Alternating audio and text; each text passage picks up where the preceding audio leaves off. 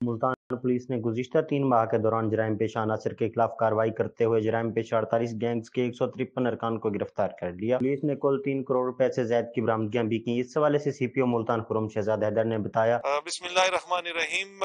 आज अपनी तैनाती के बाद ये दूसरी तकरीब हमने सजाई जिसमें लोगों का मसरूका लूटा हुआ माल रिकवरी के बाद उनको वापस दिया गया है।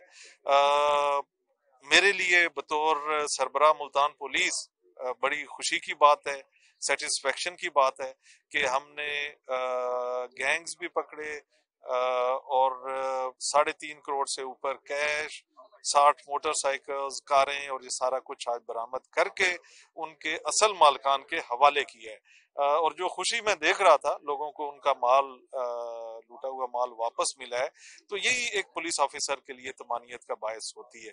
तो आज की तकरीब लोगों के लिए उम्मीद है, जिनकी रिकवरी हम अभी तक नहीं करवा सके उनको इससे उम्मीद यकीनन बंधनी चाहिए कि हम बाकियों को भी पकड़ेंगे और इंशाल्लाह उनका माल भी वापस होगा।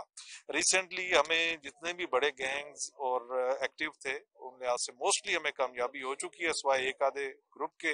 बड़े केसेस भी अल्हम्दुलिल्लाह तमाम ट्रेस हो गए हैं, जिसमें बच्चों की अगवा बराए तावान की रिकवरी भी शामिल थी, जिसमें रॉबरी विद मर्डर के केसेस थे, तो अल्हम्दुलिल्लाह वो सारे सॉल्व हो चुके हैं। बट एक्सीलेंस की कोई इंतहा नहीं होती, आपने मुसलसल काम करते रहना है तो इम्प्रूवमेंट होगी। रमजान के हवाले से रमजानुल मुबारक एक्टिविटी लेके आता है, फेस्टिविटी लेके आता है। उसमें रिलीजियस एक्टिविटी बहुत बढ़ जाएगी, तरावी सहर के औकात शामिल हो जाएंगे, एंड में शबीना और एतकाफ में लोगों ने सिलसिला शुरू हो जाना है। 10वें रोजे के बाद मार्केट्स में एक रश, खवातीन की खरीदारी शुरू हो जाती है।